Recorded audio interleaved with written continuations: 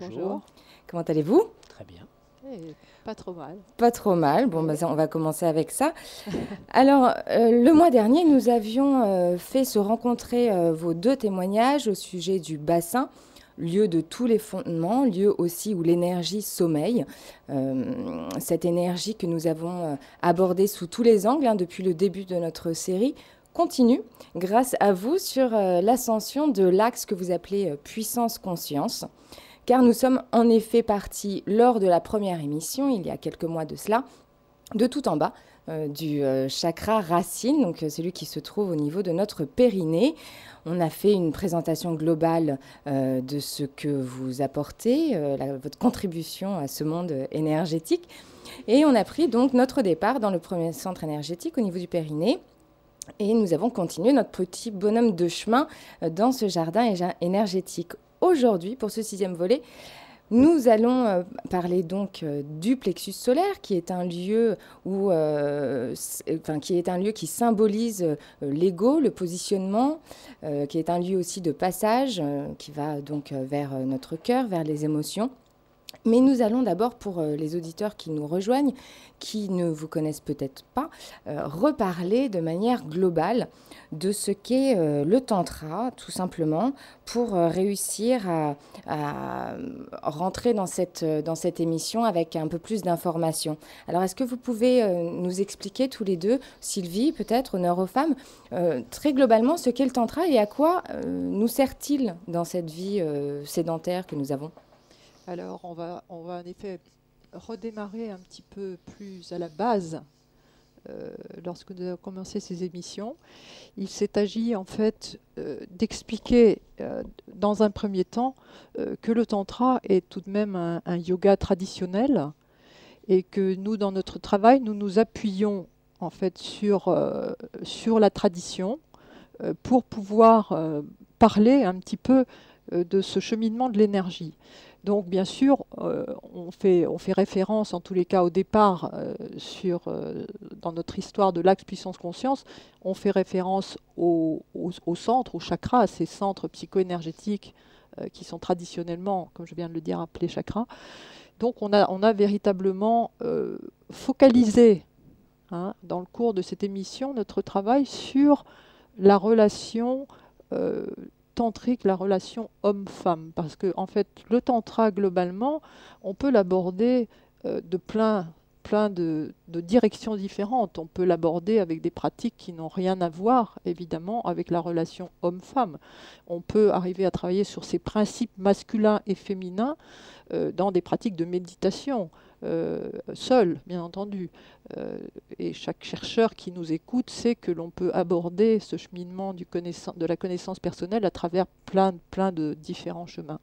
Et de notre côté, nous nous sommes vraiment attelés à essayer de simplifier et d'expliquer ce qu'est le tantra et de l'expliquer de façon simple, parce qu'il y a énormément de textes traditionnels qui sont extrêmement compliqués et on a voulu rendre accessible à travers ces émissions et à travers en fait le livre que nous avons écrit, rendre accessible le tantra à tout un chacun.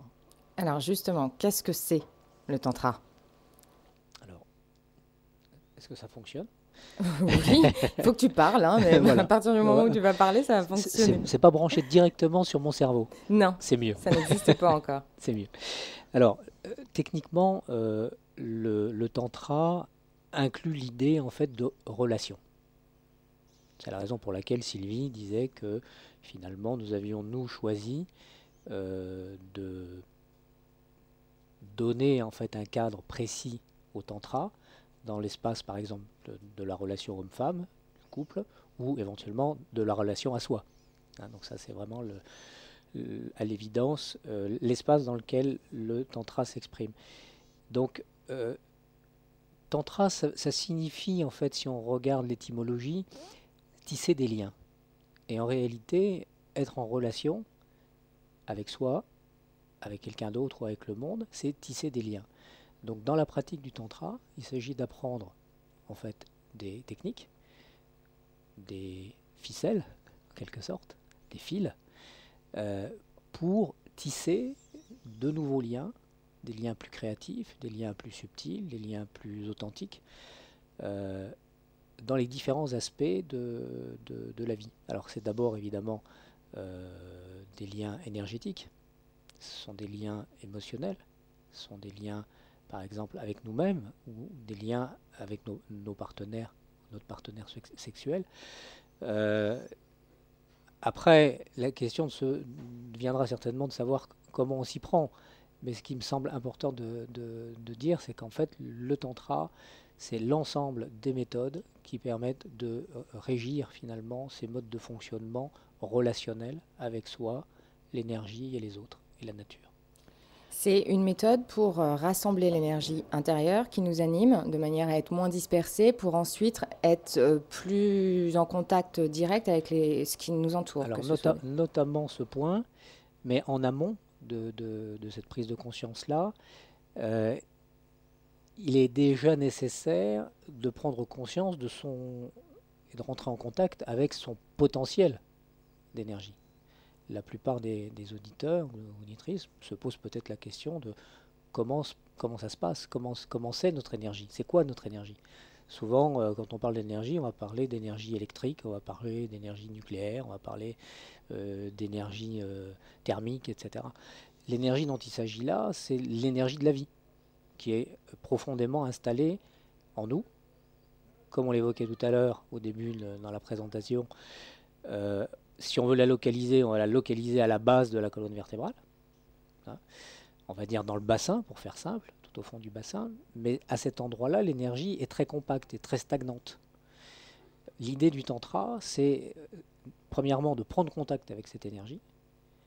Deuxièmement, de mettre en place un certain nombre de systèmes relationnels avec cette énergie, qu'on appellerait des techniques, pour la décompacter, lui donner de l'espace, et une direction. Dans nos pratiques, nous évoquons l'axe puissance-conscience qui consiste à faire s'élever progressivement cette énergie donc, du fond du bassin, du plancher du périnée, où l'énergie est compactée, vers les centres psycho-énergétiques, donc immédiatement au-dessus. Hein, grosso modo, on pourrait se représenter en fait ce système comme par exemple un sablier, avec du sable au fond. Et si on veut que le sablier fonctionne, il suffit de le retourner. Et la gravité va faire son travail, c'est-à-dire que le sable va s'écouler en fait vers le bas, si j'ose dire, vers le fond du sablier. Bon, en réalité, dans notre système énergétique, il se passe exactement la même chose, si ce n'est que nous n'avons pas la tête en bas et il ne suffit pas de retourner en fait le système pour que l'énergie s'écoule. C'est un peu plus complexe. Mais peut-être que l'image du sablier donne quand même une introduction possible à comment ça marche cette histoire. Ouais, bah on va y revenir en détail après tout à l'heure. Mais pour bien comprendre, l'énergie dont tu parles, Gérard, c'est une énergie que nous avons tous. C'est notre énergie de vie. Voilà. C'est ce qui fait qu'on est vivant. Ce qui fait qu'on existe et qu'on maintient notre corps en état de fonctionnement normal et qu'on est capable d'avoir ce qui caractérise un être humain, je ne sais pas, des pensées, un minimum de créativité, un territoire sur lequel vivre, enfin, etc. Donc c'est une énergie qui est disponible pour chacun d'entre nous. D'accord, donc quelle est la différence, quelle recherche fait celui qui vient vous voir pour pratiquer le tantra, puisque c'est quelque chose que nous avons en nous, quelle est la valeur ajoutée que le tantra apporte? Alors, on va évidemment, on est un petit peu obligé de reprendre les choses, bien qu'on en soit déjà à la 6e émission, donc on a déjà parlé de beaucoup d'étapes. Hein. On a parlé des racines, on a parlé de l'importance de s'appuyer sur ces racines, ensuite on a parlé du bassin, on a parlé de cette fameuse énergie qui est comme l'OV à la base de la colonne vertébrale et qui doit en fait s'éveiller. Hein, c'est ce que souvent on a l'image du serpent en Orient, on imagine le serpent qui est l'OV à la base de la colonne vertébrale et qui va petit à petit, grâce à ces pratiques, s'élever. Donc on peut imaginer, et chacun peut voir quand il est assis, sentir son bassin, sentir son périnée. Imaginez qu'à cet endroit-là, qui effectivement sur le plan de la localisation est entre le périnée et la région, donc la région, comme les Tibétains disaient, la région sacrée, qui est la région sexuelle, Et donc, évidemment, le feu sexuel, on pourrait dire, est un peu à la base. Et c'est pourquoi la sexualité est impliquée dans le tantra, parce que ce feu est à la base, cette énergie qui va nous servir à élever en la transformant. Et cette énergie va s'élever sur l'axe de la colonne vertébrale et passer par ces différents centres psycho-énergétiques que les Indiens appellent chakras, que nous on appelle centres psycho-énergétiques, dont aujourd'hui nous allons traiter du troisième, qui est le chakra donc plexus solaire, hein, Manipura chez les Indiens, et de façon à ce que cette énergie monte, on va dire que naturellement, sans aucune pratique, l'énergie va monter dans Manipura. Et bien sûr, peut évidemment monter évidemment légèrement au niveau du cœur. Mais en général, ça redescend. Et pour certaines personnes, c'est même difficile de faire passer donc du plexus solaire au niveau du cœur. Il y a un passage qui est assez étroit et dont on va revenir là-dessus tout au long de l'émission parce que c'est l'endroit vraiment clé, important, où on va choisir, pour qu'il y ait cette élévation de l'énergie, on va choisir des pratiques. Et chacun, en fonction de sa sensibilité, va choisir des pratiques qui vont être bonnes pour elle.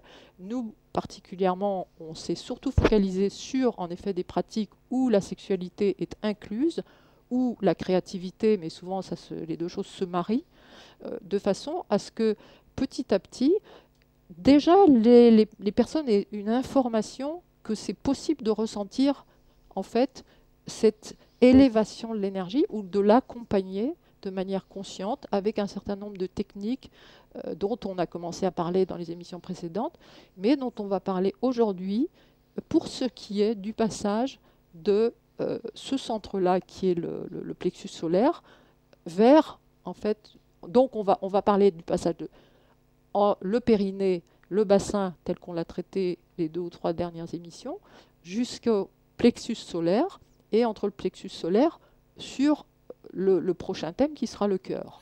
Donc ce que tu sous-entends, c'est que l'impression qu'on peut avoir parfois d'être divisé, d'être dispersé, d'être coupé en deux, toutes ces expressions qu'on a facilité à utiliser quand on se sent perdu, ça vient de cette rupture ou de ce non-lien entre les différents centres psycho-énergétiques. Alors, je termine là-dessus, hein, Gérard, je te laisse reprendre. Mais je pense qu'effectivement, et j'ai eu l'occasion, moi, d'entendre, soit dans mes groupes, soit dans les séances que j'ai menées depuis ces derniers, on va dire 10-20 ans, et puis dans mes pratiques personnelles, on entend très, très, très fréquemment les gens dire « je me sens coupé en deux ». Ça, c'est extrêmement fréquent. Et quand les personnes me disent « je me sens coupé en deux », c'est très souvent au niveau, justement, du plexus solaire. Ça se passe.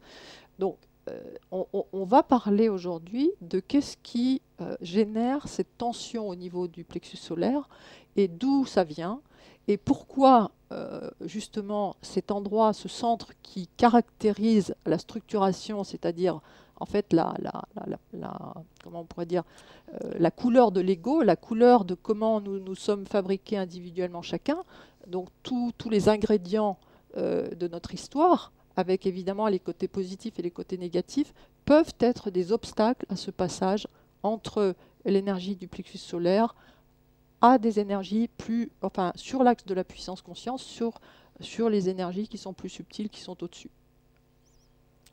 Tout à fait.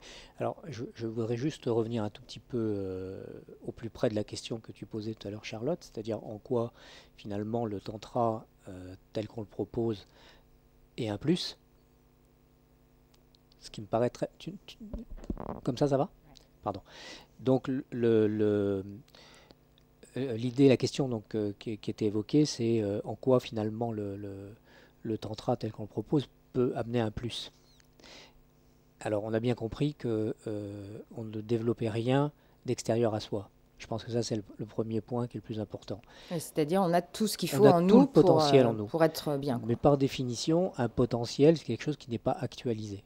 Ce n'est pas quelque chose qui est mis en place dans sa totalité, dans notre vie, dans nos actions, etc. Donc, c'est un peu comme si on fonctionnait avec de la réserve, avec de l'inhibition, avec des endroits ou qui manque de fluidité, qui manque de tonicité, qui manque de puissance, etc.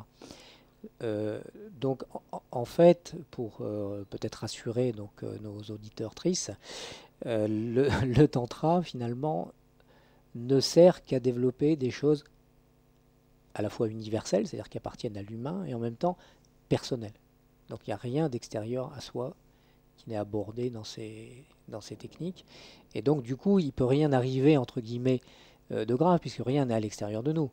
Il n'y a pas non plus de difficultés particulières techniques, hein, parce que comme on va l'expliquer tout à l'heure, il s'agit simplement de progressivement éveiller ce potentiel, donc de proche en proche, sans forcément de grandes révolutions, mais en prenant des positions et des actes très, très précis, et notamment celui d'avancer.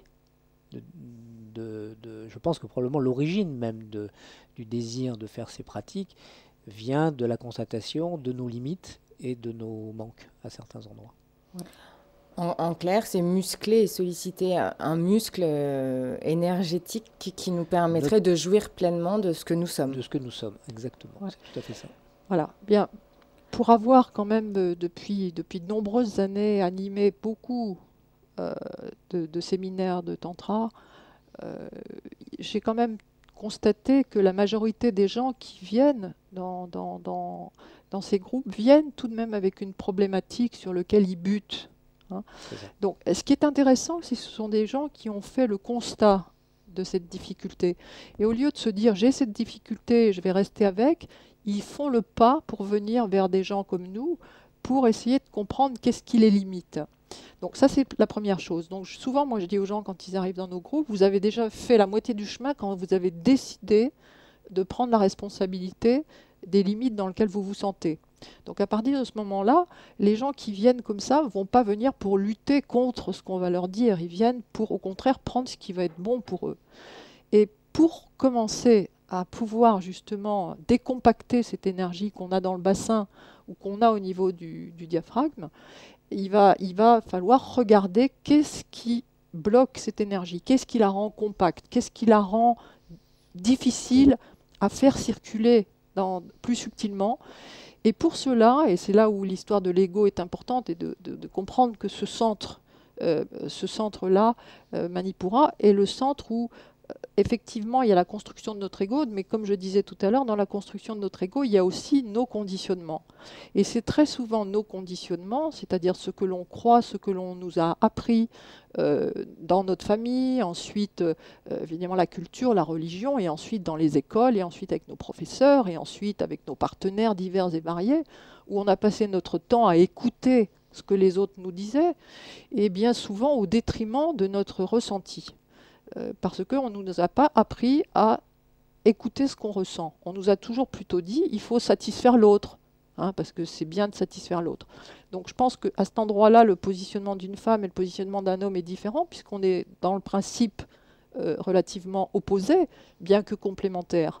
Et il est évident que les obstacles pour un homme et pour une femme peuvent être identiques au niveau de la structuration de leur ego. Ils peuvent avoir à part égale des difficultés, mais leur façon de le gérer va être différente. Et leur façon de résoudre le problème et de trouver des solutions va être aussi différent. Par conséquent, il faut déjà regarder et accepter de voir où sont nos conditionnements. C'est quand même un peu une prérogative à tout chemin qui va dénouer, c'est qu'il faut voir où sont les nœuds. Voilà, à partir du moment où on sait qu'un nœud, c'est à l'origine un fil qui est droit, qui a été emmêlé, on pourrait dire que voilà, on s'est construit d'une manière relativement emmêlée, et que le travail du tantra, ça va être de démêler ces énergies pour les rendre moins, on va dire moins stigmatisées par notre histoire personnelle, et plus en relation avec une énergie universelle et une énergie de créativité universelle. Parce que notre énergie de vie, c'est essentiellement notre énergie de créativité. Alors, en parlant d'ego, comment faites-vous lors de vos ateliers et de vos stages pour réussir à amener les gens qui viennent vous voir, qui a priori n'ont aucune raison de lutter contre ce que vous apportez comme connaissance ou comme méthode, mais qui, malgré eux, en raison de leur conditionnement, de leur peur, de leurs angoisses, feraient totalement obstacle à ce que vous apportez? Je pense qu'il y a plusieurs choses à dire à cet endroit-là. La première, c'est que euh, chaque personne qui vient travailler avec nous est accueillie telle qu'elle est, dans sa globalité, avec ses difficultés, ses résistances, c'est les endroits où ça fonctionne bien aussi. Donc il ne s'agit pas de changer, c'est le deuxième point, il ne s'agit pas de changer la personne, il s'agit simplement d'agir sur le système d'énergie de la personne pour que son énergie devenant plus fluide, elle se trouve dans les différents aspects ou dans les différents plans de son existence, de comment elle fonctionne, plus en phase avec l'énergie. Donc les endroits qui seraient contaminés, par exemple, pour employer ce terme, ou pollués dans son système, ou les endroits qui seraient asséchés, ou au contraire trop humides, en les ventilant, en faisant circuler l'énergie dans ces espaces-là, comment dirais-je, le système lui-même se régénère, se normalise. En fait, c'est l'énergie qui nous traverse, qui guérit le système, qui guérit l'endroit. Et ce, peu importe nos croyances, nos convictions. C'est ça qui est peut-être une des forces incroyables du tantra, c'est ce côté totalement universel de la pratique. Alors nous, on l'appelle tantra, mais ça pourrait être appelé certainement par d'autres mots. On a choisi également d'évoquer pour ça quelque chose qui est de l'ordre de l'écologie intérieure, hein, et qui place justement je dirais l'écoute personnelle et la connexion à son propre ressenti en amont du processus. Donc pour moi, la clé, elle est dans cette capacité à simplement observer l'endroit où nous sommes, observer nos conditionnements, nos dysfonctionnements, et en les accueillant, en amenant de l'énergie dedans, par des pratiques précises bien sûr, hein, on crée les conditions en fait naturelles de la normalisation. Mais il faut quand même faire confiance, parce que je suppose que si quelqu'un arrive complètement sceptique, limite à vouloir vous casser votre tripe en disant moi je vais venir pour vous montrer que ça marche pas sur moi. Ça c'est génial, c'est peut-être la meilleure motivation, parce que là on est dans un processus en fait de mobilisation d'énergie très importante. Une personne qui va venir à un stage comme ça, avec l'intention de nous déstabiliser, moi j'adorerais. Bon, voilà, l'invitation est lancée. Je vais reprendre là-dessus parce que je pense que c'est un point important. Il y a quelqu'un déjà va faire j'ai observé que pour certaines personnes, les résistances se mettaient déjà en route à partir du moment où ils s'étaient inscrits pour venir. C'est ça. Voilà. Et quand il y a des gens qui sont extrêmement résistants, ils vont évidemment avoir tout plein de petits incidents qui vont leur donner toutes les raisons pour ne pas venir. Donc il y a déjà une espèce de parcours du combattant pour venir. Pourquoi ? Parce que inconsciemment, la personne sait qu'elle vient pour faire face à un certain nombre de blocages, à un certain nombre de stagnations en elle, et qu'à partir du moment où il va mettre de la dynamique pour rencontrer ces stagnations, la stagnation va commencer à s'agiter d'elle-même, inconsciemment.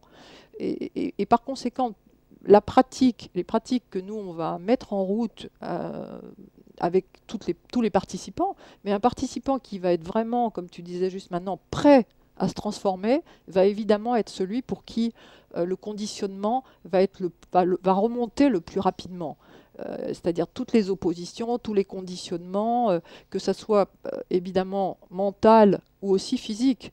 Parce que d'un seul coup, des gens vont sentir des tensions au niveau du diaphragme, pas possible, des tensions dans la gorge, des gens qui vont avoir mal à la tête, des gens qui vont avoir mal au ventre, mal au dos, etc.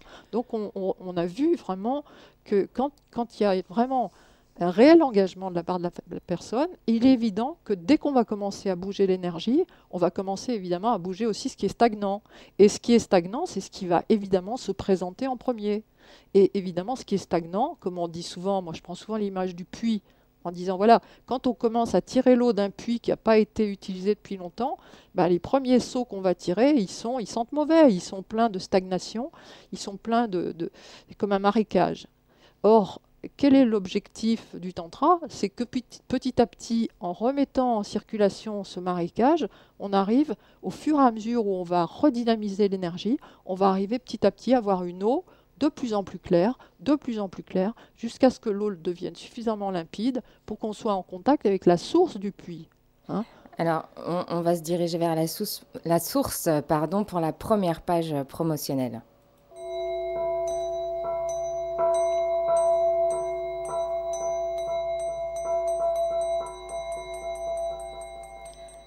L'atelier du 29 mars, c'est bientôt, dans quelques jours, et il est préférable de s'inscrire. Il commencera à partir de 19h30 précise jusqu'à 22h30. Ce sera à Paris, au centre Bhagwati, 49 rue des Partants, dans le 20e à Paris. Le métro le plus proche, c'est Gambetta. Pour s'inscrire, un mail, écho.intérieur pas au singulier, au féminin, écho.intérieur au féminin @gmail.com. Également un numéro de téléphone, le 06 95 05 19 11, 06 95 19 11, 06 95 05 19 11, pardon. Il y a également un stage résidentiel qui va durer 3 jours, enfin 2 jours et demi, pour prendre le temps d'aller dans les pratiques dont nous parlons ici et maintenant. C'est du vendredi soir 5 avril au dimanche soir 7 avril au Moulin des Bouillons dans le Perche. C'est à 35 km de Chartres, donc vraiment pas loin. Et toutes les infos se trouvent sur le site de Sylvie et Gérard qui s'appelle Écologie intérieure, donc le site écologie-intérieure au féminin.com, écologie-intérieure.com. Et encore une fois, pour réserver et s'inscrire, 06 95 05 19 11, 06 95 05 19 11.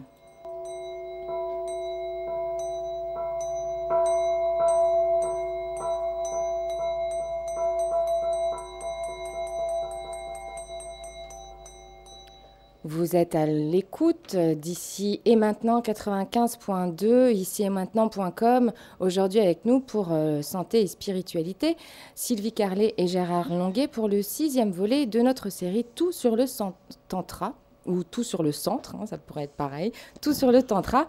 Nous abordons aujourd'hui le 3e chakra, plexus solaire. Alors, qu'est-ce que le plexus solaire? Eh bien, c'est le lieu où l'ego se construit, se déconstruit, se reconstruit. Et Sylvie et Gérard, vous êtes là avec nous pour nous en parler. Donc, nous avons abordé précédemment justement tout ce qui se passe au niveau énergie dans notre corps, ce qui nous empêche d'avancer, de respirer, de se sentir unifié, puisqu'on parlait de cette impression qu'on a toutes eu à un moment ou un autre dans notre vie de se sentir divisé, coupé en deux. Et on va aborder plus précisément maintenant le plexus solaire. Alors, qu'est-ce qu'est ce lieu énergétiquement? Parce qu'on parle de points psycho-énergétiques, ça peut paraître un peu abstrait pour les auditeurs qui nous écoutent. On évoque plus la notion de centre.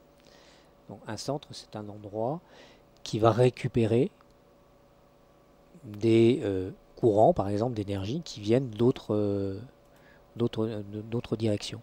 Donc, en fait, c'est un carrefour.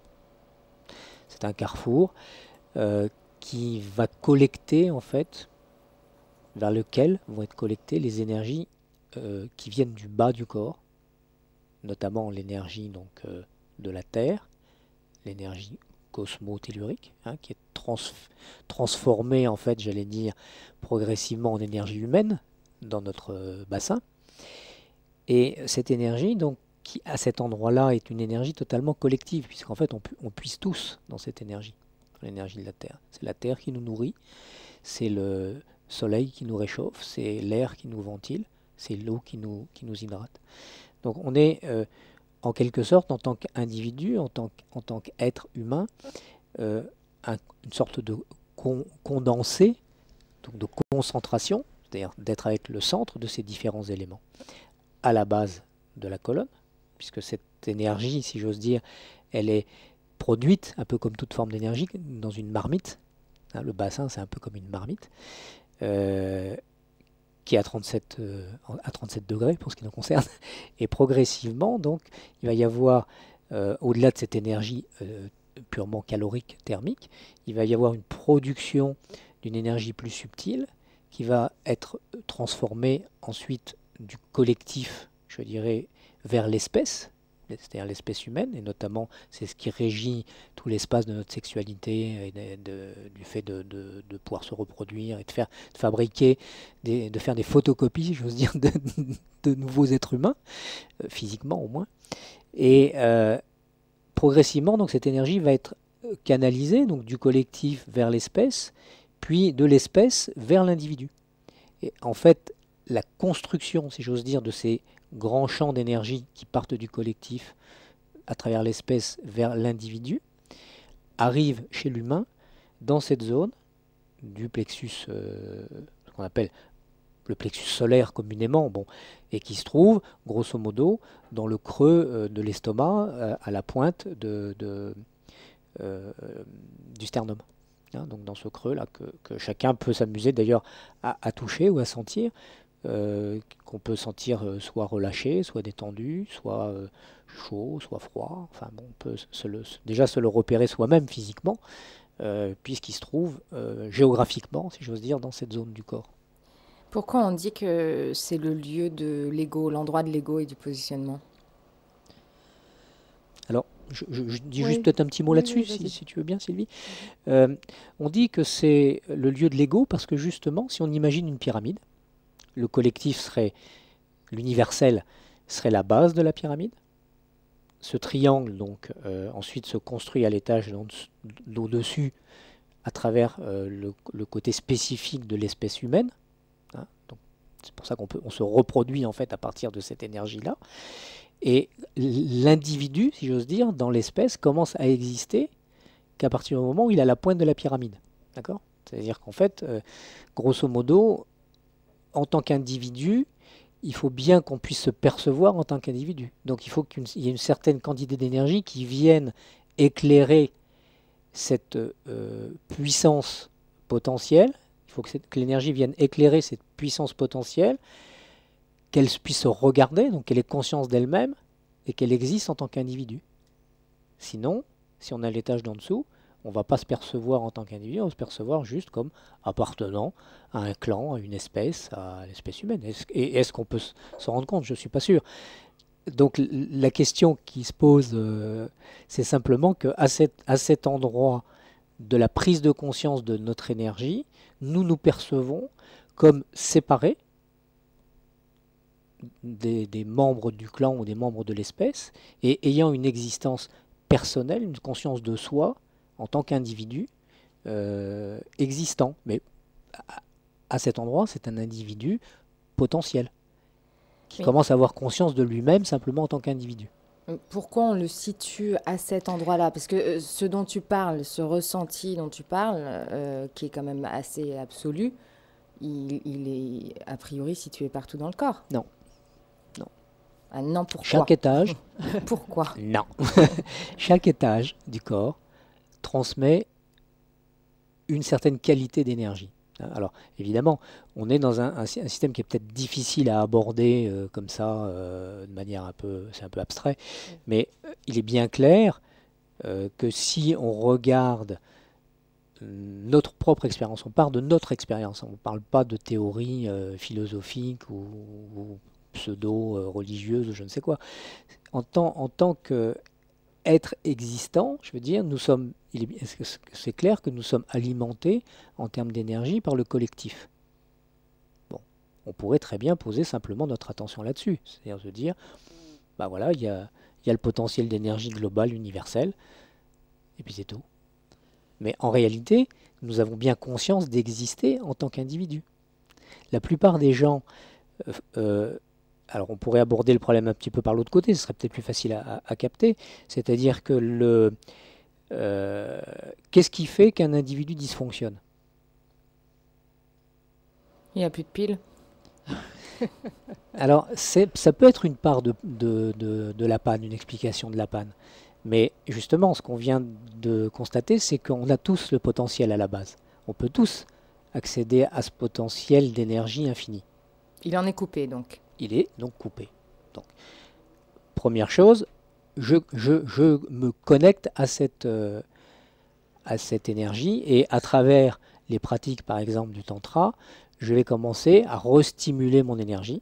C'est-à-dire si je suis complètement à plat, pile vide, pour remonter en énergie, qu'est-ce qu'il faut que je fasse?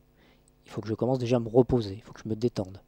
Et une fois que je vais m'être un petit peu reposé, un petit peu détendu, eh ben, je vais avoir le petit doigt qui bouge d'un côté, je vais me dire, ah bah tiens, finalement, je suis encore vivant. Je commence à sentir la vie en moi. D'accord? Mais là, je suis juste vivant. Je suis juste conscient que je suis vivant. Je n'existe pas en tant qu'individu à ce stade de la perception. Il faut que j'ai encore un tout petit peu plus d'énergie pour me dire, ah bah tiens, ouais, effectivement, je sens que j'existe en tant qu'humain, en tant qu'appartenant à la race humaine, en tant qu'espèce. Mais j'existe toujours pas en tant qu'individu. Il faut que j'ai encore un petit peu plus d'énergie, que cette énergie se redresse, qu'elle passe un peu plus vers l'étage du dessus, pour que là, je commence à me dire, ah bah oui, tiens, je me sens. Je sens mon corps, je sens que mon corps pèse par exemple sur la chaise, ou que mes pieds sont en contact avec le sol, que je peux voir des choses avec mes yeux, entendre avec mes oreilles, et des choses qui sont différentes de moi. Hein, parce qu'en fait, toute la question que tu poses, c'est la différence entre le sujet et l'objet en termes de perception. Et donc c'est pour ça que ce centre énergétique est celui qui devance le centre du cœur, c'est-à-dire des émotions, puisque tant que nous n'existons pas, on ne peut pas sentir qu'on sent. Voilà. C'est exactement ça. D'accord, Voilà. Ça fait plus sens. Ouais. Ce qu'on pourrait peut-être dire pour sortir un peu d'un côté un peu technique, on va dire, c'est que il y a deux chemins qui me paraissent un petit peu évidents sur le plan de l'image. C'est qu'on pourrait imaginer qu'en tant que potentiel, on descend dans le ventre de notre mère, on arrive de quelque part par le processus de la reproduction, de la rencontre de l'ovule et du spermatozoïde. On est dans cette matrice, donc on s'incarne, d'accord? On s'incarne, on est dans ce potentiel dans le ventre de notre mère. Ensuite, on est en tant qu'effectivement reproduction physique. Donc voilà, cette multiplication, comme dit Gérard, des carbone copies par la multiplication des êtres humains dans ce plan de la matière. On peut faire ce constat, on pourrait en parler pendant des heures. On fait ce constat de manière simple pour dire que les techniques de yoga sont des techniques qui sont supposées nous faire sortir de l'inconscience de notre état d'être incarné dans la chair pour nous faire repasser à travers cet axe, entre guillemets, puissance-conscience, vers là d'où nous venons. Et on va faire un petit peu le chemin inverse qui, là, nous demande de mobiliser cette énergie qui est à la base de notre potentiel pour se sortir de l'attraction terrestre, on pourrait dire, et remonter à travers les différents centres psycho-énergétiques ou chakras pour retourner vers quoi? Vers l'unité qui est représentée par le dernier chakra, donc le chakra des 1000 pétales, enfin le chakra qui nous fait repasser vers le monde de l'unité. Donc c'est un petit peu ce voyage. De la spiritualité. Mais je ne parle pas que de la spiritualité. Mais je parle pour que l'auditeur comprenne. Oui, bien sûr, mais je ne parle pas de... Et c'est vrai que c'est ce qu'on retrouve dans toute la spiritualité, mais en vérité, sur le plan de l'énergie, c'est ça qu'on fait.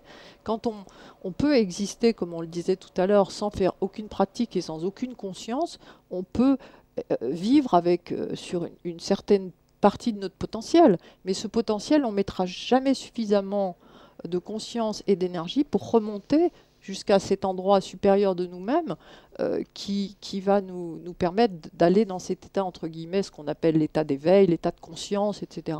Et qui va passer, en effet, par ces différents centres dont nous allons parler. On parle de Manipura aujourd'hui, la prochaine fois on parlera du chakra du cœur, en fait, de cet endroit si important où quand on est dans le cœur et quand on est en rapport avec le multiple à travers le cœur, c'est très différent que quand on est en rapport avec le groupe par la base. Hein, par la base, on est dans le cerveau reptilien, on est dans la partie survie, on est dans une partie instinctive. L'animal. On est vraiment dans l'animal. C'est pour ça qu'on peut faire une différence entre une sexualité, on va le dire, plus basée sur une sexualité entre guillemets animale, même si on veut éventuellement y mettre du sentiment, excuse-moi, Non, c'est ça, jusqu'à une sexualité qui va être connectée avec les étages supérieurs et effectivement qui va petit à petit se transformer bien au-delà même de l'idée qu'on peut avoir de la sexualité, puisqu'on peut parler justement d'état extatique, on peut parler de ce qu'on lit évidemment chez certains grands tantriques ou même chez certains mystiques, parce que dans le fond les grands mystiques touchent aussi le même genre d'énergie que peuvent en fait toucher des gens qui pratiquent le tantra. Je terminerai juste en disant que par exemple pour les Tibétains, ils expriment, au moins dans leur pratique, que le travail entre un homme et une femme, enfin, ou l'échange tantrique entre un homme et une femme, est une aide à rencontrer sa propre unité individuelle à l'intérieur de soi. Et ce qui est étrange, en fait, et ce qui est paradoxal, c'est que quand on est complètement à l'intérieur de soi, dans une espèce d'autosuffisance de notre propre conscience, on va rejoindre, en fait, le multiple par cette porte ultime. On va d'un seul coup être dans le tout. Donc on va être... on fait ce chemin-là. Et c'est ce chemin de l'énergie et de la conscience qui marche ensemble. Et c'est ça qu'on va interpeller dans le cadre du Tantra. On va interpeller cette élévation de l'énergie à travers l'axe pour aller vers cette conscience de l'unité et cette conscience du tout où, à ce moment-là, on est tous un, entre guillemets. Alors, on est tous un, mais on est tous aussi des individus. Pour en revenir à ce qu'on évoquait tout à l'heure, c'est-à-dire... Pour moi, ça veut dire la même chose. On est tous un, on est tous des individus. Et non. Non, ça veut dire qu'il y a un endroit déjà où nous existons, parce que tout ça, et Sylvie l'a dit en filigrane, c'est un processus d'incarnation. C'est-à-dire c'est vraiment un processus de descente dans la matière, donc d'amener de la conscience dans la matière. S'il y a peu de conscience dans la matière, c'est l'inertie de la matière qui prend le dessus. D'accord ? La matière, c'est de l'énergie stagnante, c'est de l'énergie compactée. Dès le moment où on va commencer à stimuler cette énergie qui est un peu compactée, qui a besoin d'être stimulée, etc., elle va commencer à s'élever jusqu'au moment où elle se perçoit en tant qu'individu. Donc là, on existe en tant qu'individu physique, corporel, mais on existe aussi en tant qu'individu conscient de sa propre existence d'individu. Je te suis. J'imagine. Bon. Presque. La deuxième... Je peux ralentir. La deuxième étape consiste effectivement par cette porte de passage de Manipur. C'est en fait un centre d'énergie qui distribue en fait l'énergie vers le haut. Mais cette énergie, elle ne peut être distribuée qu'à travers une sorte de zéro d'étranglement, une sorte de resserrement des forces collectives en forces individuelles. Sinon, ça voudrait dire, ça serait toute la différence qu'il y aurait entre un orage, si j'ose dire, c'est-à-dire avec de l'eau qui tombe de je ne sais où, qui circule de je ne sais où, et de l'eau qui est canalisée dans un tuyau. Nous existons en tant qu'individus. Nous canalisons une certaine forme d'énergie, et l'endroit où cette énergie est canalisée, où est la conscience d'elle-même, corporellement, ça se situe au niveau de ce centre. Donc, non, mais ce que tu voulais dire, c'est que à partir du moment où il y a une différence, c'est juste qu'elle n'est pas consciente. Mais l'individu est forcément unité, par définition. Oui et non. C'est pas si évident que ça, je pense, pour la plupart des gens. Non, mais pour la plupart des gens, ce qui veut dire que ce n'est pas conscientisé, mais physiologiquement, l'individu est un. Ah bah oui. Oui, il est un tout seul. Ah bah oui, mais c'est pas si évident que ça. Non, mais c'est justement, c'est bien pour ça. C'est bien pour ça que je regrette. C'est toi qui dis que c'est évident. Et moi, j'insiste sur le fait que c'est pas si évident justement, puisque l'individu existe comme un, deuxième individu existe comme un, l'un à côté de l'autre. Nous, notre travail consiste à faire prendre conscience que effectivement chaque individu est unique. Il n'y a pas de doute là-dessus. Qu'il est relié au tout par le collectif et à travers son ego, et que en amenant une circulation et une fluidité de son énergie dans un axe en fait de verticalité qui le concerne, puisque quand toi, Charlotte, tu vas faire ce travail, peut-être que ça va m'aider si tu le fais, mais si moi je le fais pas, ça fera pas grand-chose. Il faut que chaque individu le fasse. Tu comprends ? Et donc en fait, l'idée c'est que très vite, le processus en fait de circulation et de fluidité de l'énergie au sein de l'individu va s'auto-alimenter, mais en tant qu'individu. Et c'est à ce moment-là seulement que sa conscience, en tant qu'individu, va pouvoir s'ouvrir à l'universel. Oui. Non, mais on est d'accord, mais tout à l'heure, tu disais que c'était pas forcément évident que ce soit que c'est deux choses différentes. Alors que c'est pas deux choses différentes. Pour moi, c'est deux étapes différentes, on va dire. Je crois que ce qu'il ne faut pas oublier, c'est que pour les auditeurs qui nous écoutent, ils peuvent se poser la question, mais nous là-dedans, qu'est-ce que ça nous apporte? Qu'est-ce que ça nous apporte en fait de nous intéresser à ce qu'on est en train de raconter? C'est quoi de passer de Manipura à éventuellement au chakra du cœur? Alors, ce qu'il faut comprendre aussi, c'est que dans ce cheminement de l'énergie, on va aussi voyager vers de plus en plus d'alimentation de notre propre autonomie, de notre propre capacité à ne pas dépendre de l'autre, à ne pas dépendre des autres. Parce que je crois que ce qui est très difficile dans les relations de couple, c'est qu'on est tellement dans la dépendance en fait l'un de l'autre. Et je crois, je pense peut-être que chez les femmes c'est encore plus flagrant, peut-être que chez les hommes, encore que ça peut se discuter. Mais Gérard ne semble pas d'accord. Non, de toute façon, à chaque fois que tu dis quelque chose sur les femmes, Gérard lève le sourcil droit. Mais est-ce que je peux juste continuer? Ce que je suis en train de dire, c'est que je crois que c'est très important de comprendre pourquoi faire ce genre d'effort. Parce que moi, j'en ai entendu des centaines d'histoires. Pourquoi remettre en question ma façon, par exemple, d'avoir une relation sexuelle avec si je suis une femme avec un homme et si je suis un homme avec... Pourquoi remettre ça en question? Or, on s'est aperçu, en tous les cas, que chez beaucoup de femmes, il y avait énormément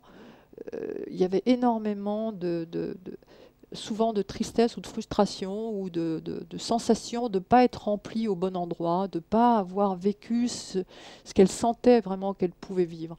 Et je crois que ça explique justement une sexualité qui se passe en dessous justement de Manipura, c'est-à-dire en dessous du haut de cette fameuse pyramide dont Gérard parlait. Et je pense qu'à partir du moment où la femme, qui est plus normalement localisée au niveau du cœur, si on vient la chercher au niveau d'une énergie plus subtile, qu'est-ce qui va se passer? Ça va l'alimenter. Ça va l'alimenter, mais pas seulement juste pour le moment où l'échange va se passer, ça va l'alimenter pour des jours et des jours après que l'échange se soit passé. Et évidemment, dans le meilleur des cas, on pourrait dire c'est ce que vivent les ascètes ou même les religieuses qui se mettent en communauté pour prier. Elles vont aller quoi? On représente quand même en général la spiritualité au niveau du cœur. On représente rarement les monastères avec une lumière au niveau du sexe ou du ventre. C'est quand même plus au niveau du cœur. Donc, mais c'est pas parce qu'on n'est pas au monastère qu'on n'a pas besoin d'être alimenté au niveau du cœur. Et la grande difficulté, je crois, pour beaucoup d'hommes, c'est d'être suffisamment fluide justement entre Manipura et le cœur pour venir chercher la femme à l'endroit où elle est en attente d'être interpellée au niveau de sa propre énergie. Et je parle déjà d'un premier niveau, mais après on peut continuer à faire évoluer évidemment cette rencontre de l'énergie et donc faire tous ces efforts. Évidemment, il y a énormément de fruits à tous ces efforts. Il y a une incroyable nourriture subtile qui vient à ce moment-là enrichir la vie de tous les jours d'une manière absolument considérable et tout à fait inouïe et tout à fait inconnue par la plupart des gens. Ce qui fait que la plupart des gens se projettent sur l'extérieur, se projettent dans la consommation, se projettent dans le besoin d'avoir des objets, de sans arrêt satisfaire des désirs extérieurs parce que cette profonde satisfaction de se rencontrer au niveau de l'énergie à l'intérieur n'est pas remplie. Et je crois qu'une grande partie des malaises psychiques et des malaises des gens qui se sentent mal, des gens qui se sentent déprimés, vient que leur énergie n'est pas activée à cet endroit-là et n'est pas nourrie à cet endroit-là. Alors justement, pour quand même qu'on recentre un petit peu le sujet d'aujourd'hui, comment se fait-il que notre ego nous dirige? Comment sa structuration, sa déstructuration s'installe? Alors, moi je voudrais faire appel peut-être à mon expérience du corps à ce niveau-là, puisque mon travail quotidien, si j'ose dire, au-delà du travail que nous faisons ensemble avec Sylvie sur ces processus d'énergie, c'est de soigner des corps. Et donc, je vais partir en fait plutôt de l'extérieur, c'est-à-dire finalement, quand moi je reçois quelqu'un qui vient me voir avec des problèmes de ce style, la première chose que je vais regarder, c'est effectivement comment la personne respire, si sa respiration est détendue. Ce qu'il faut bien comprendre, c'est que le fameux centre d'énergie de Manipura, c'est lui qui distribue en fait l'énergie dans le corps. Donc on va trouver souvent chez les gens qui ont par exemple une sexualité qui n'est pas satisfaisante, on va trouver des tensions très importantes dans cette zone. On va trouver sous la main une sensation de bloc, comme si cette zone était une sorte de roc, de rocher.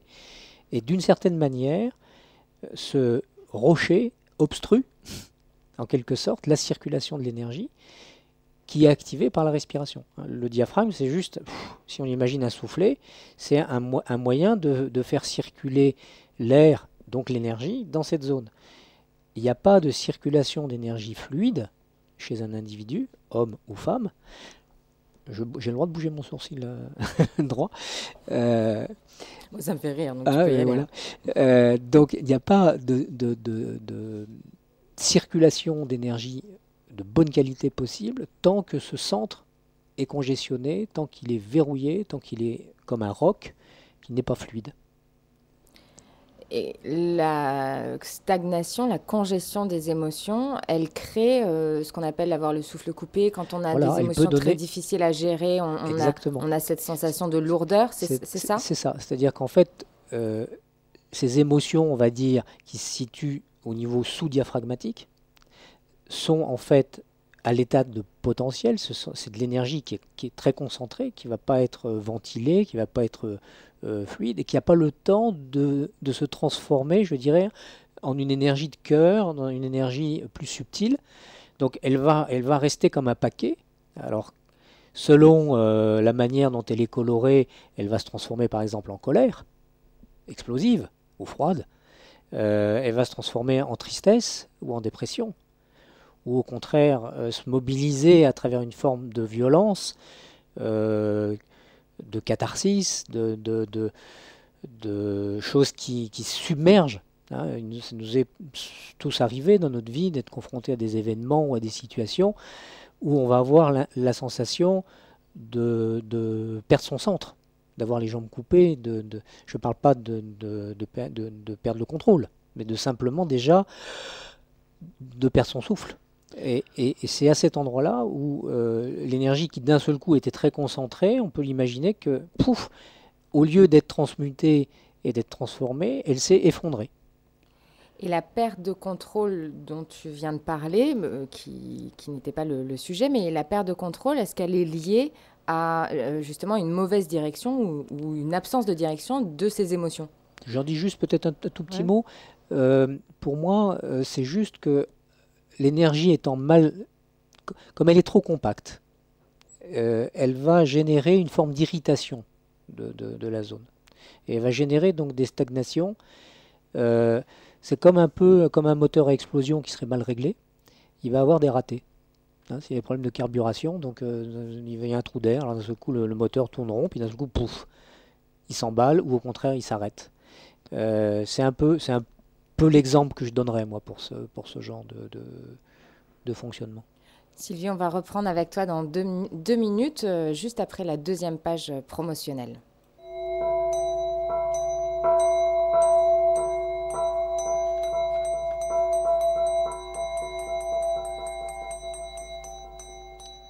L'atelier du 29 mars se passera à Paris. C'est la semaine prochaine.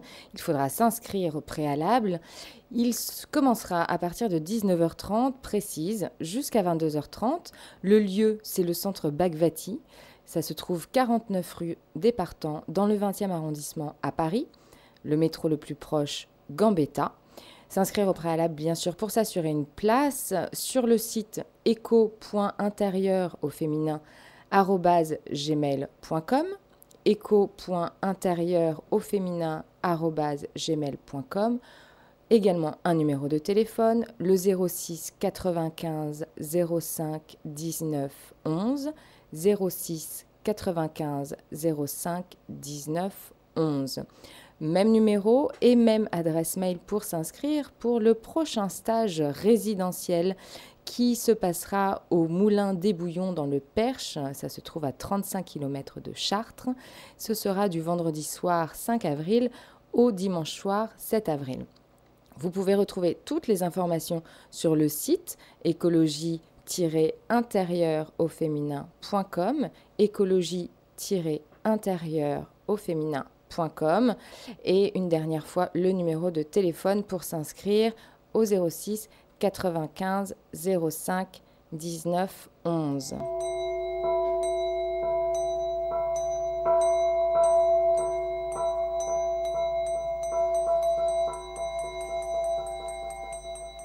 Vous êtes à l'écoute d'Ici et Maintenant, 95.2, ici et maintenant.com.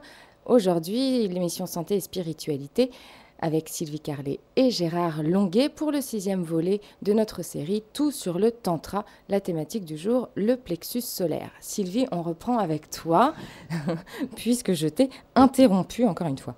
Non, très très bien.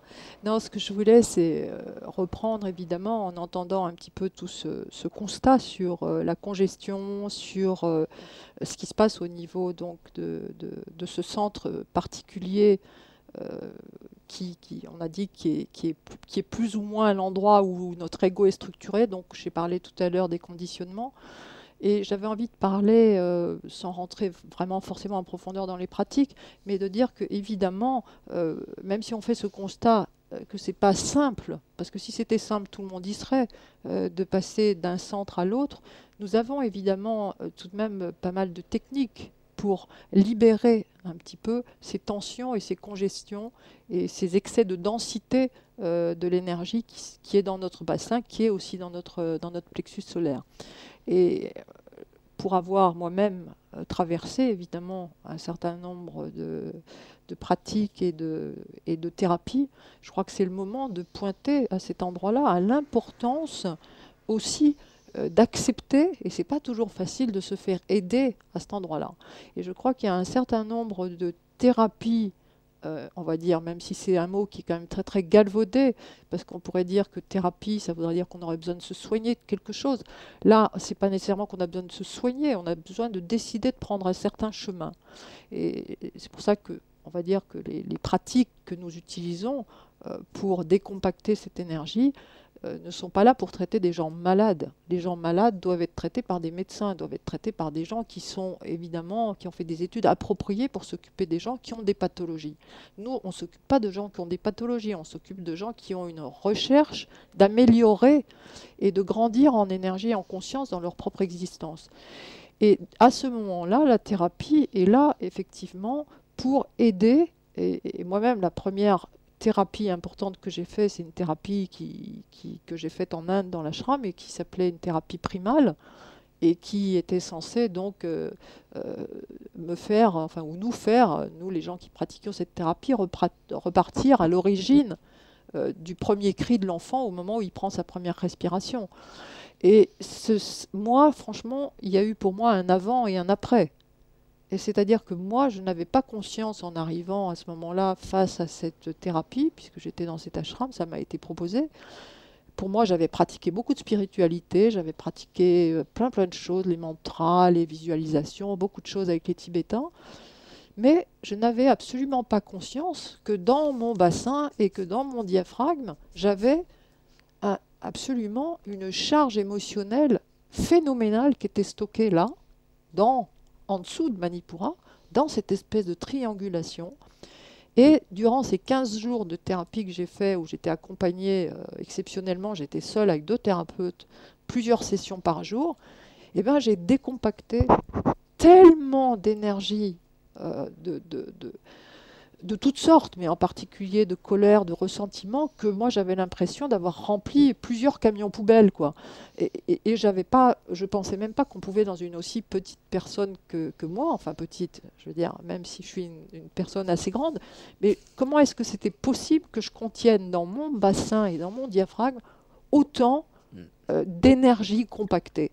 C'est vraiment l'histoire. C'est pour ça que pour moi, compacter, ça veut vraiment dire beaucoup de choses. Parce que compacter, ça veut dire que quand on compacte une voiture, on va dire, elle va faire un petit bloc de, Enfin, allez, une œuvre d'art. un petit mètre carré ou un petit peu moins. Mais si on la déploie, elle va faire 3,50 m. Ben, en l'occurrence, c'était vraiment cette sensation que j'avais. J'ai décompacté de quoi remplir trois camions poubelles, on va dire. Alors, Hein. pour les auditeurs qui voudraient partager leur expérience de décompressage et de décompactage, Décompactage. je vais ouvrir le standard 08 92 23 95 20, 08 92 23 95 20 pour venir apporter vos témoignages ou même poser des questions à Sylvie Carlet et Gérard Longuet sur le tantra et notamment le plexus solaire. Alors Sylvie, en parlant des décompactages, est-ce que ça a un lien avec cette velléité d'aller dans une énergie de plus en plus subtile et comment fait-on pour la mettre en place? Justement, je pense qu'il ne faut pas regarder du côté de l'obstacle, mais en même temps, le fait même de décompacter, on va dire, et on pourrait utiliser un autre mot, on pourrait dire fluidifier, le fait de décompacter automatiquement va fluidifier cette énergie compacte qui va passer à un niveau plus, on va dire, comme de l'air ou de l'eau, en fait. Et ça va naturellement pouvoir passer dans ce goulot d'étranglement qu'on a représenté comme un sablier, l'endroit où c'est étroit. L'énergie, à ce moment-là, va pouvoir s'élever au niveau des centres supérieurs par elle-même. Il n'y a pas d'effort à faire à ce moment-là. Le seul effort qu'il y a à faire, c'est de décompacter. Voilà. Et de prendre la décision de le faire. Et surtout de prendre la décision de le faire, ce décompactage. Alors, on va recevoir Thibaut qui est là pour nous parler de son décompactage. Bonjour Thibaut. Bonjour à tous, bonjour Sylvie, bonjour Gérard, bonjour Charlotte, bonjour à tous et à toutes. Bonjour. Donc voilà, moi en fait, je voulais réagir sur ce qu'avait dit Gérard tout à l'heure. Je pense que le corps humain n'est pas un moteur de voiture. Je pense qu'on est fait naturel, d'eau, de sang, de cellules, et donc on n'est pas une machine. Donc bon, on a souvent nous les êtres, on a souvent des comparaisons sur nos machines ou ce qui nous entoure dans notre vie actuelle. Mais je pense que, en fait, nous, notre essence, c'est plutôt l'essence de fleurs et l'essence des arbres, parce que c'est de la nature dont on vient. Et je pense que le décompactage, c'est aussi savoir se ressourcer en oxygène, savoir s'alléger. Et donc, en fait, le tantra, moi, je connais pas trop le truc, mais je pratique ma guérison. Je m'auto-guéris par la musique et par aussi des respirations conscientes, méditation, qigong, etc. Tout le totem. Donc yoga aussi, faire le vide, tout ça. Et en fait, comment vous pourriez faire pour décompacter un petit peu le dessous, en fait? Le dessous, parce que en fait, moi... C'est ça. Je crois que Thibaut, vous mettez... je vais répondre parce que, évidemment, naturellement, vous avez interpellé Gérard. Je crois qu'il faut juste comprendre qu'on essaye de donner des images simples pour comprendre des choses. Oui. C'est plutôt dans ce sens-là qu'on a utilisé l'idée du moteur. Il est évident qu'on est fait de chair et d'os et de nature et de tout ça. Mais je crois que vous mettez le doigt sur la chose importante qui est comment... en fait, décompacter le dessous, puisque c'est ce que j'étais en train d'expliquer. Moi, ce que j'avais de compacter en dessous, j'en avais absolument pas conscience jusqu'au moment où j'ai eu effectivement des thérapeutes qui m'ont aidé. Et qu'est-ce qu'ils ont fait, ces thérapeutes? Ils ont en fait, et c'est ce qu'on fait nous avec nos pratiques et nos techniques, en activant l'énergie, on fait remonter justement ce qui est compacté, et c'est souvent ce qui est compacté, c'est ce qui fait mal. Et c'est souvent en laissant remonter ce qui nous fait mal d'accepter de passer par l'endroit où ça fait mal au début, et ces conditionnements et ces crispations et ces énergies compactées, elles ne se sont pas mises là par hasard. Elles ont été mises là parce qu'à un moment donné, dans notre petite enfance, ou dans le ventre de la mère, ou dans les relations parentales, ou je ne sais, tout dans notre environnement, il nous est arrivé des choses difficiles qui ont fait qu'on a fait des nœuds, on a compacté, on n'est pas resté fluide. Un petit enfant, il est naturellement fluide. Pourquoi il devient compacté? C'est parce qu'il se heurte à des choses qui le font souffrir, Et du coup, il se protège. Et du coup, en se protégeant, il commence à avoir des stratégies inconscientes pour se protéger. Et petit à petit, en effet, son ego commence à se structurer autour de douleurs, autour de difficultés. Et nous sommes tous un peu construits là-dessus. Et c'est pour ça qu'on est obligé d'attendre aussi d'avoir un certain âge avant de pouvoir commencer à décompacter. On ne peut pas décompacter un enfant qui est en train de se former. Donc on peut commencer finalement à travailler qu'avec un être qui est déjà mûr, vous voyez, et qui peut commencer à regarder de mobiliser en fait ces conditionnements et ces souffrances pour pouvoir petit à petit leur redonner de la fluidité et, comme vous dites si joliment, retrouver un peu, nous on appelle ça, notre travail on appelle ça de l'écologie intérieure. Alors je pense qu'on est quand même tout à fait d'accord qu'on a besoin de retrouver du parfum, et dans le fond du puits compacté, ça sent pas le parfum. Hein. Alors, bien sûr, en même temps, on a quand même besoin aussi d'avoir des engrais. Nous, on a un jardin bio en Espagne avec mon compagnon, et on sait très bien que pour enrichir la terre, quelquefois le fumier et quelquefois des choses qui sentent pas bon sont très nécessaires aussi pour fertiliser. Elles sont en cours de transformation. Elles sont en transformation. Donc, il ne faut pas non plus dénigrer les parties de nous qui sont profondes, parce qu'elles font partie aussi de notre psychisme, mais nous, ce qu'on propose, c'est de mettre ces parties de notre psychisme qui sont plus lourds, les mettre en lien, vous voyez, sur cette verticalité avec les différents étages de notre nature.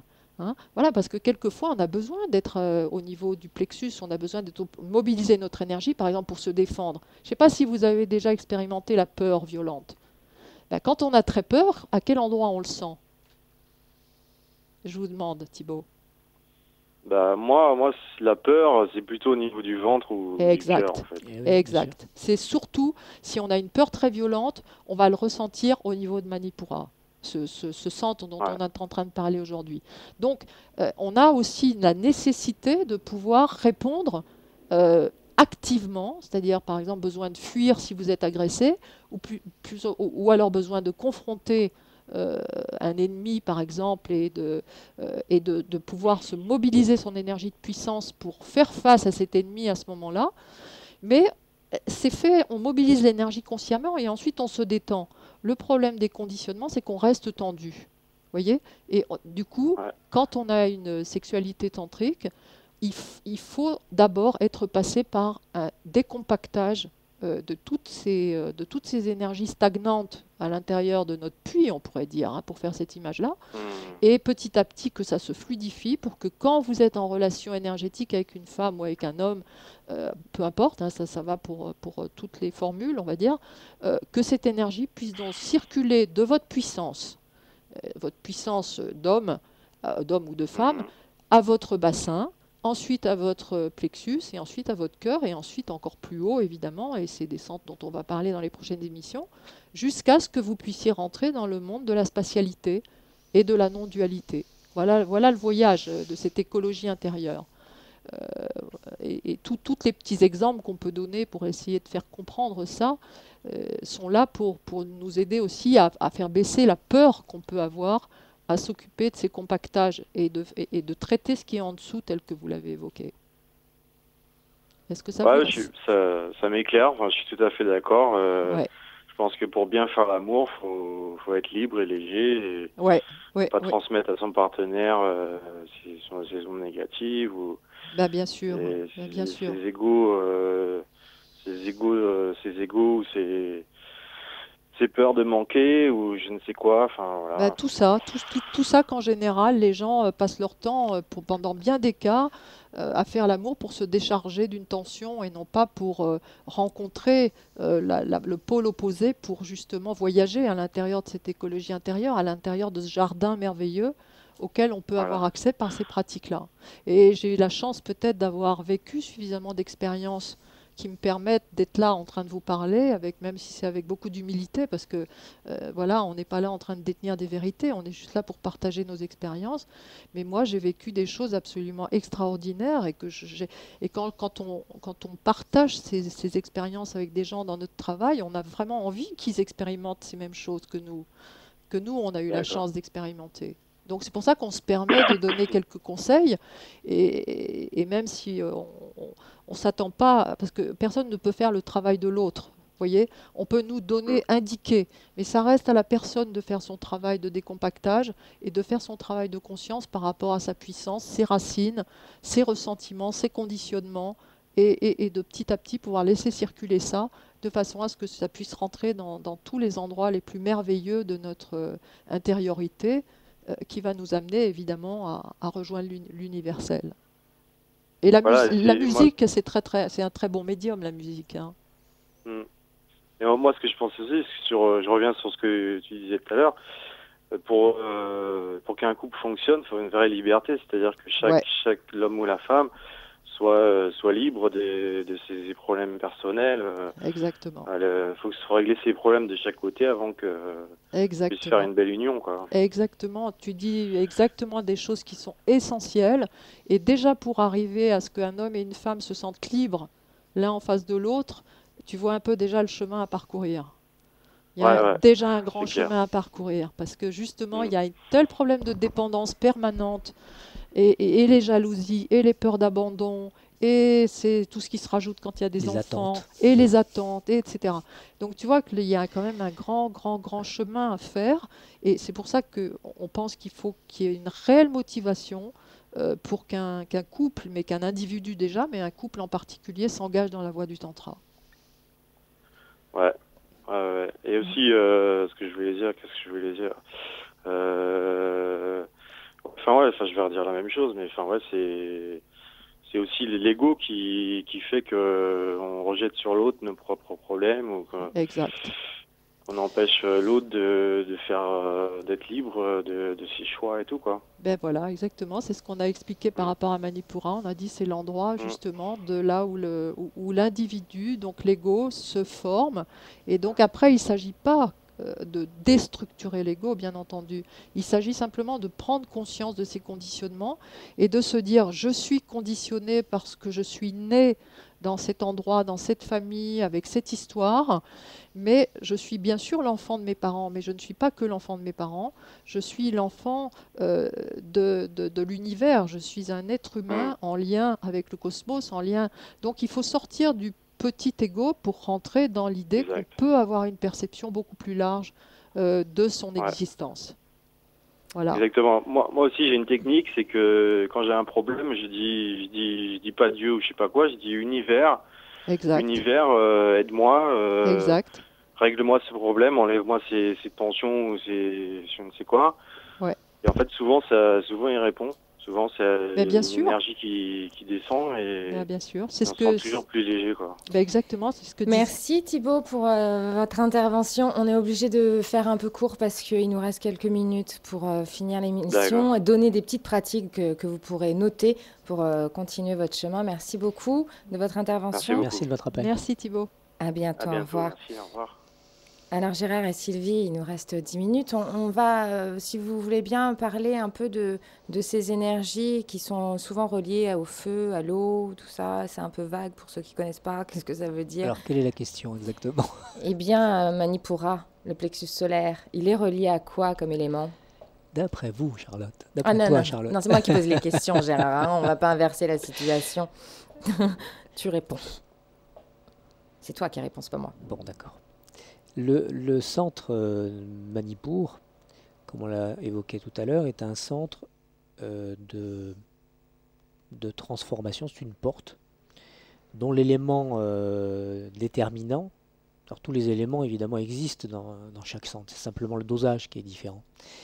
Et dans ce centre-là, c'est le feu de la transformation. Hein, c'est-à-dire, par exemple, au niveau des organes qui sont en lien directement avec ce centre, c'est l'organe de la digestion. C'est l'intestin, c'est l'estomac, c'est le four. C'est un endroit qui va physiquement, qui va cuire en fait la matière. Et sur le plan plus subtil, au niveau énergétique, c'est ce centre-là qui va transformer, transmuter en fait les zones, je dirais d'en dessous, hein, dont parlait Thibaut tout à l'heure.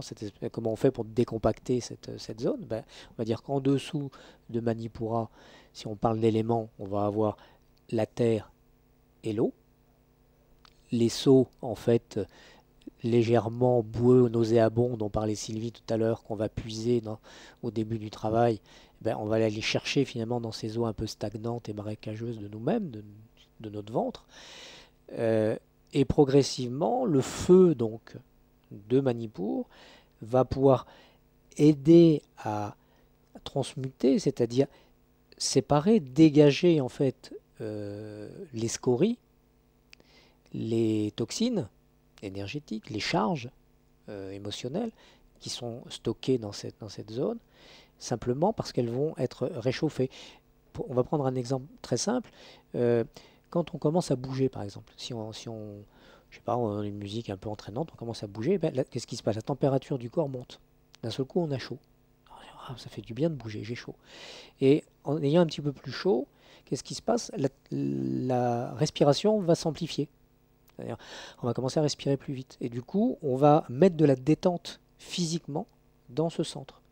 En mettant de la détente physique dans ce centre de Manipur, l'énergie va commencer à circuler mieux dans cette zone, mais aussi dans toutes les parties du corps. Littéralement, dans le yoga, alors moi je ne suis pas un expert, mais je sais que toi tu connais bien le sujet, Manipur est le centre qui distribue l'énergie dans les bras et dans les jambes. Donc qu'est-ce qui se passe quand on commence à décompacter cette zone? Eh bien, on commence à nouveau à avoir chaud aux mains, à plus avoir froid aux pieds, ce qui fait la joie en général des unes et des uns. Hein.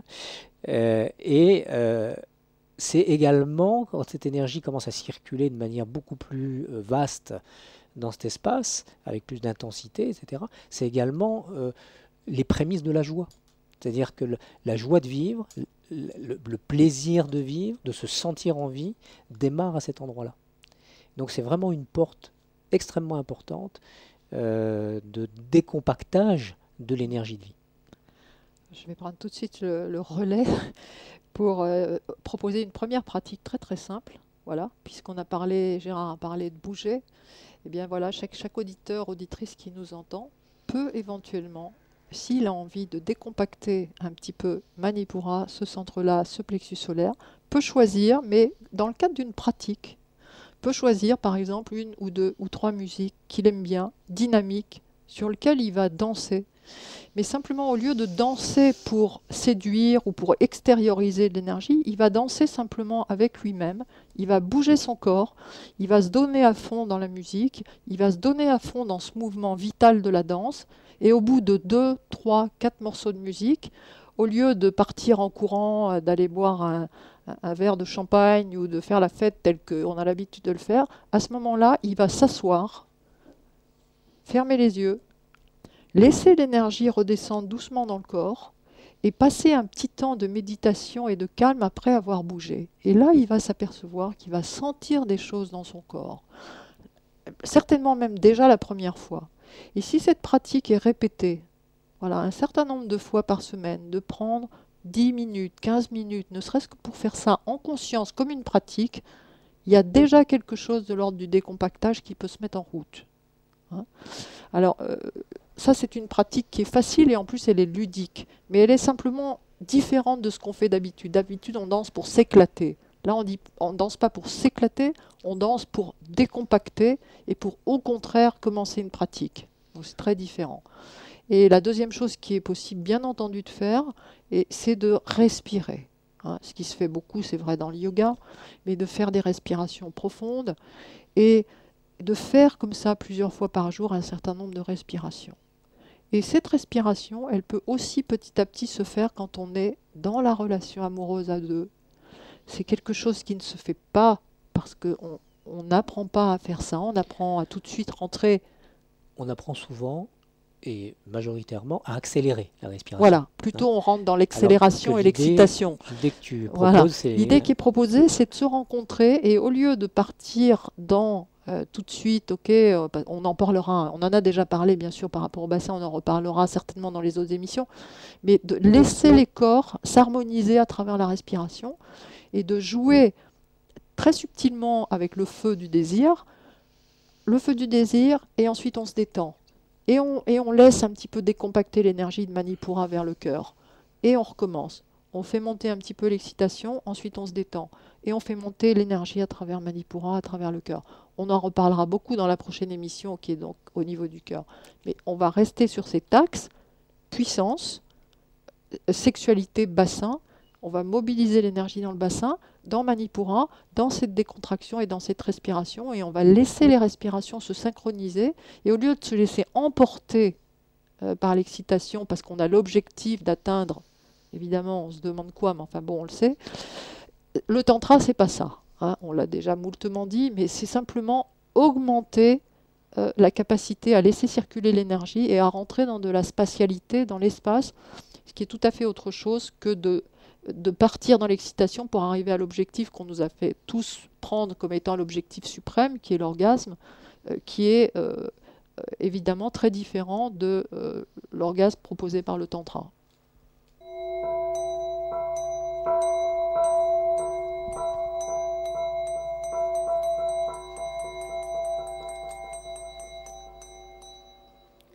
L'atelier tantra de Sylvie Carlet et Gérard Longuet, c'est le 29 mars, la semaine prochaine, et c'est à Paris, à partir de 19h30 précise jusqu'à 22h30.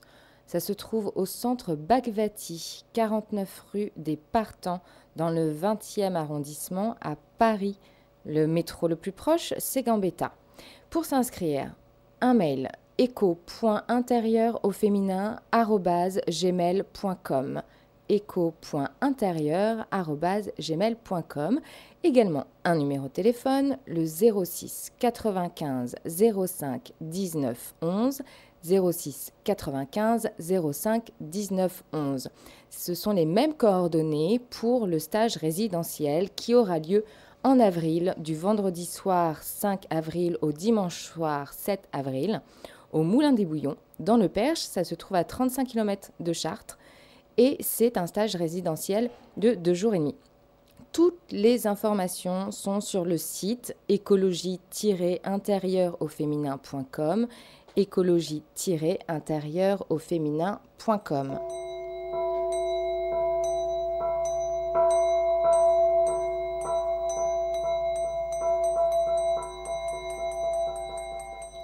L'émission touche à sa fin. Sylvie Carlet, Gérard Longuet, un petit mot pour clôturer cette belle émission, et sachant qu'on se retrouvera bien évidemment le mois prochain pour le 7e volet.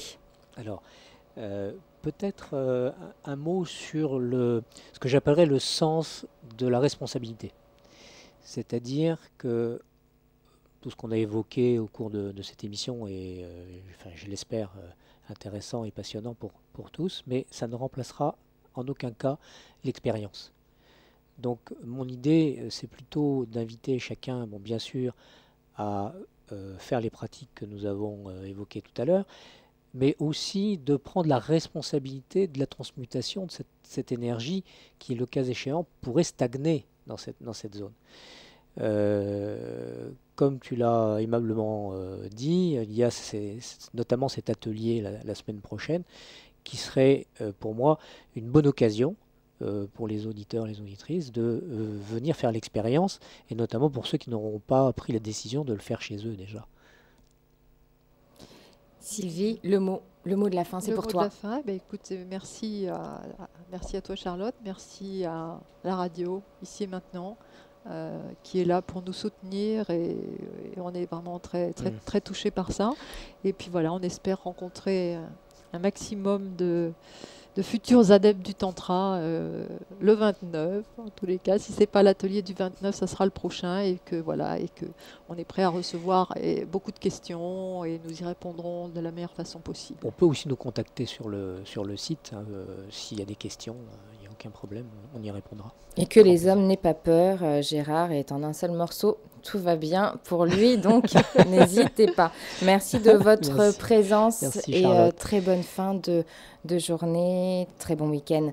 C'était Ici et Maintenant, 95.2, l'émission Santé et Spiritualité, tout sur le tantra. On se retrouve le mois prochain pour le 7e volet. Au revoir.